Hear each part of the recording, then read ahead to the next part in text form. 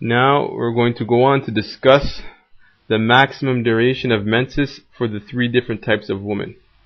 We mentioned back in our definition that a woman can see menses for the duration of 15 days. It can't be more, or it could be less. That's why we said for 15 days or less. So anywhere between the first day to 15 days can be the menses, can be the menses cycle of a woman. But as we mentioned, that the hamil, the pregnant woman, in some cases is an exception to the rule because her menses can be more than 15 days. Now it's important for us to know for each woman what is considered the maximum, and the reason for that is because if she knows her maximum, then she knows what's going to determine whether her menstruation is finished or whether it's not finished, right? And that way she'll know whether it's time for her to pray or whether it's time for her, or whether she's requested to pray or whether she's not requested to pray. So after defining the definition, we moved on to define the classes, the different types of women in menstruation. Now we're going to define the maximum duration of each woman in terms of menses. Number 1, al-mubtada'ah. Her maximum duration of menses is 15 days as long as her blood is continuous. Alright, so here in the text we say that the maximum duration of menses for a girl who sees her menstruation for the first time is 15 days as long as her blood is continuous. Now there's a condition here, and that condition is mentioned as long as her blood is continuous. That's considered a condition. So we're going to say that the maximum duration of menses for a girl who sees menstruation for the first time is 15 days. Meaning that as soon as she gets her menses, she's going to wait, and she's going to wait, and she's going to wait all the way up to 15 days. If she's still bleeding after 15 days and that blood that comes out, we consider it a blood from sickness, and it's not considered her menses. What does it mean by it's not considered her menses? Meaning that if she sees blood on the 16th day, she's going to fast and she's going to pray because that blood is not from menses. Now her maximum, as we mentioned here, is only going to be 15 days as long as her blood is continuous. Why do we say as long as her blood is continuous? Because if her bleeding, for example, was to stop on the 6th day, then we say that's her maximum. Whenever her blood stops, it's going to be considered her maximum. So if she has menses for the first time and it stops on the 8th day, she's not going to wait for the 9th day and the 10th day and the 11th day and the 12th days or 13th or the 14th or the 15th. As soon as that blood stops, as soon as that blood stops on the 8th day, she's going to make the ritual washing, and she's going to pray, and she's going to fast. Also make a note that now that she's seen menstruation for the first time for 8 days, next month she's not going to be called a mubtada'ah, she's going to be called al-mu'tada. She's going to be considered a woman who has a norm. And what is her norm? Her norm is going to be 8 days because that's what she saw the first time she had menses. Right?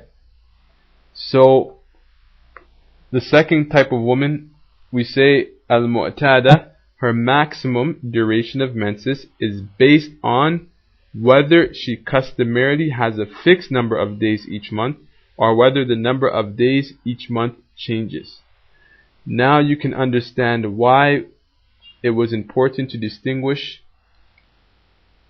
to the two different types of al-mu'tada in what we explained above recently, is because each one of these women have a different maximum. So al-mu'tada doesn't have one maximum altogether. We're going to separate them between the one who has a norm that's the same every month and between a woman who has a different norm each month. Either sometimes she sees menses for 8 days and sometimes she sees it for 5 days. So we go on to mention here, if the number of days of her menstruation is customarily the same, fixed, each month, then the maximum duration of her menses is the customary number of fixed days, including an additional 3 days waiting period, al-istidhar, if the blood continues past her norm as long as it does not surpass 15 days. Pay attention. Here we're defining the woman who has a customary norm each month, meaning that each month her menses is either 7 days and nothing else. What her maximum is her maximum duration of menses is her norm with an additional 3 days. What does that mean? If a woman's menstruation is 7 days, for example,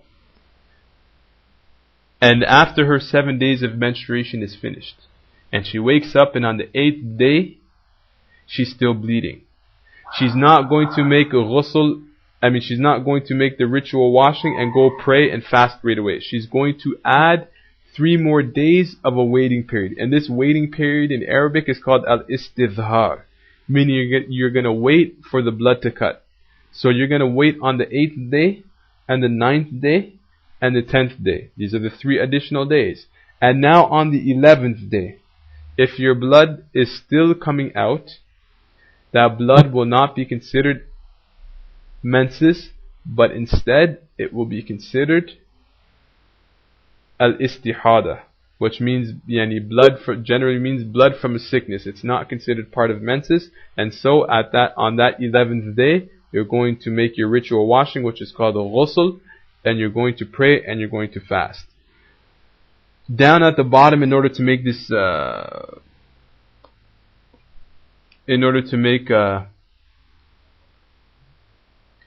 this example clear,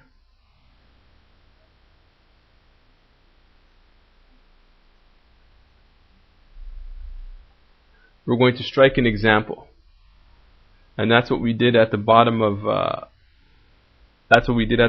the page, where it says example. We give an example of what we just mentioned,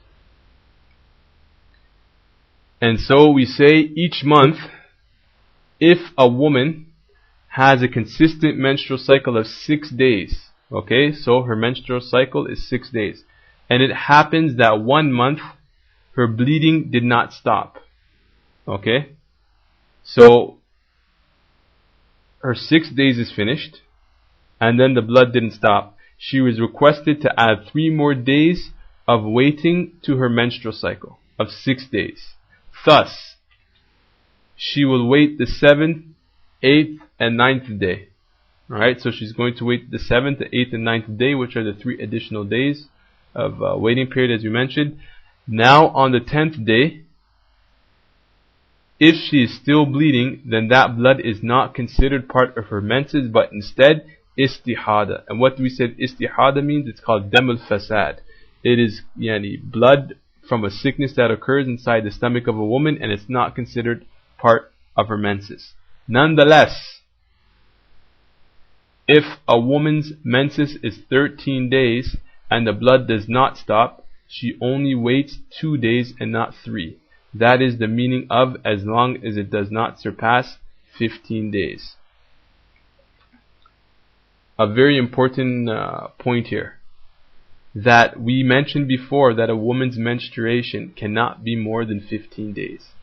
But at the same time, we just mentioned for the mu'tada that if she has a norm and she keeps bleeding after that norm, then she's going to wait 3 days. Now, in the example that we gave here, we gave an example of a woman who has a norm for 16 days.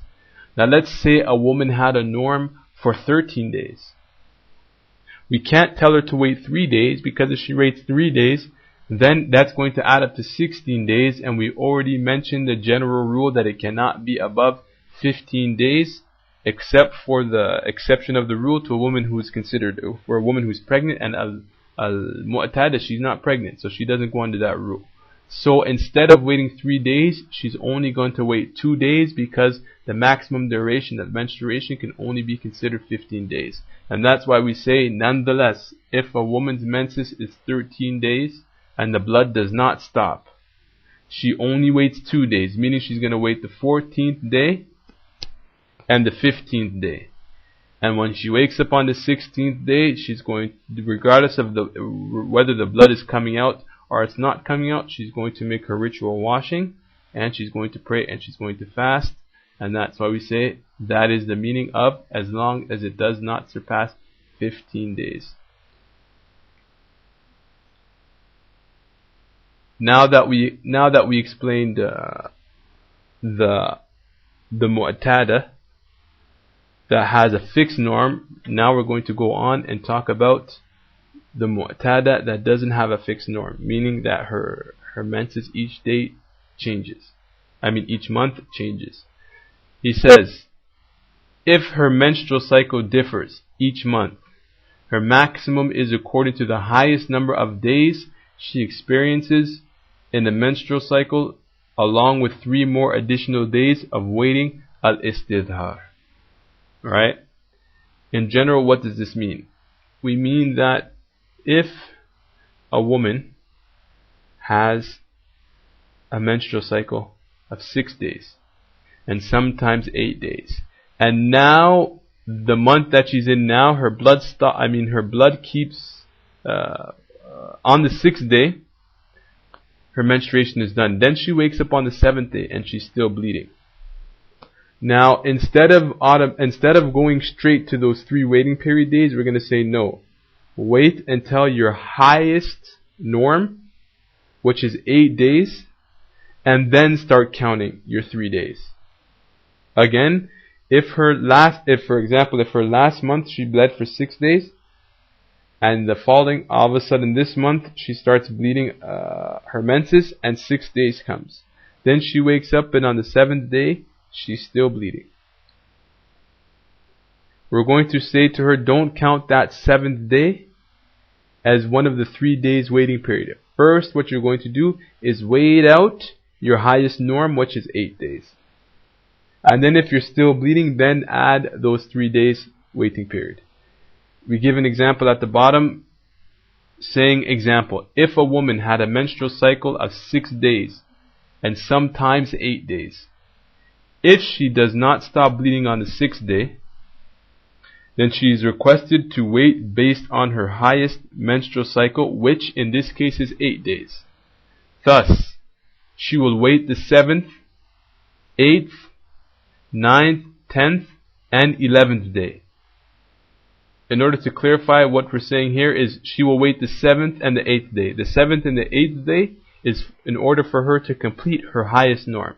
And then the 10th and the 11th day is in order for her to complete her 3 days waiting period, which is called al-istidhar, as I mentioned previously.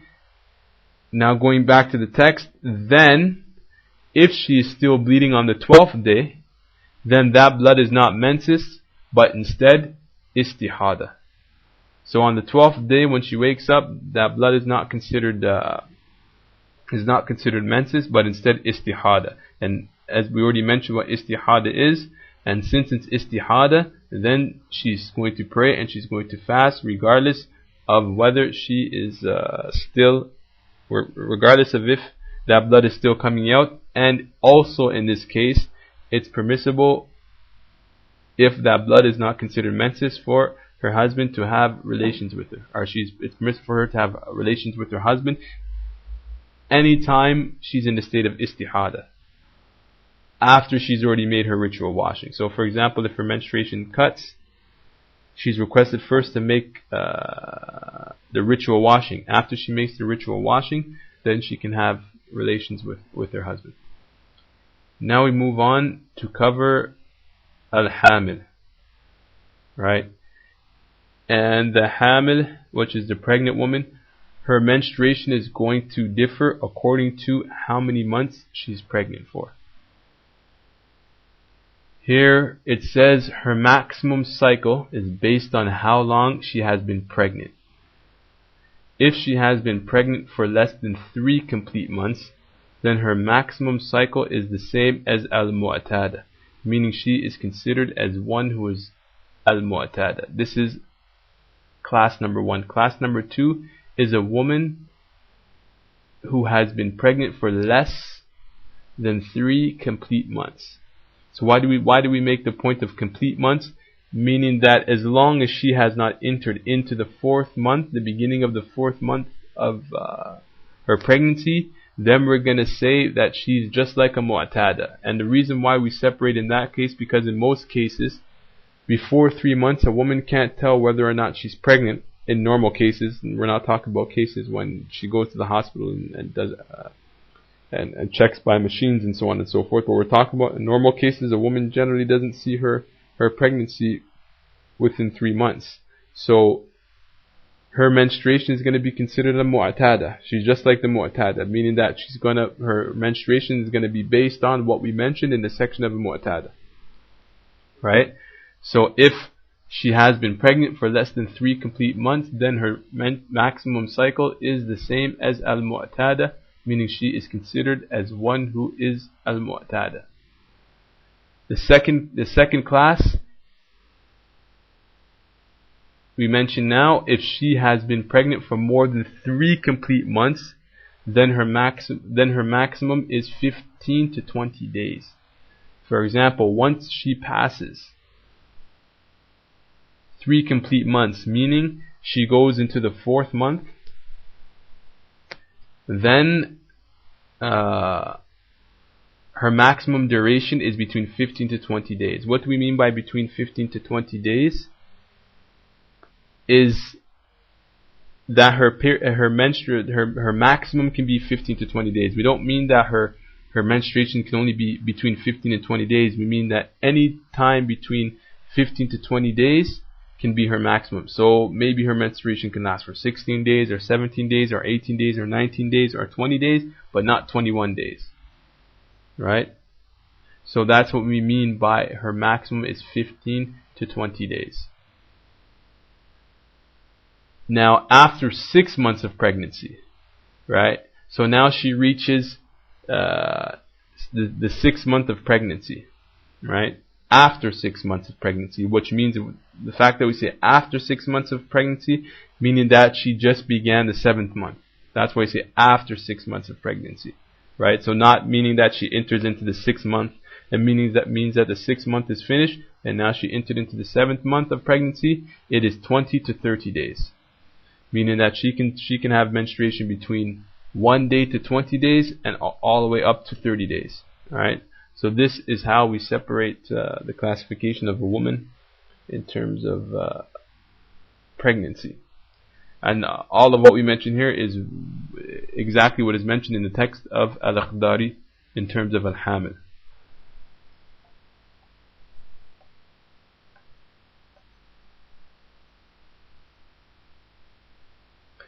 Now we're going to talk about an important issue, and that issue is the matter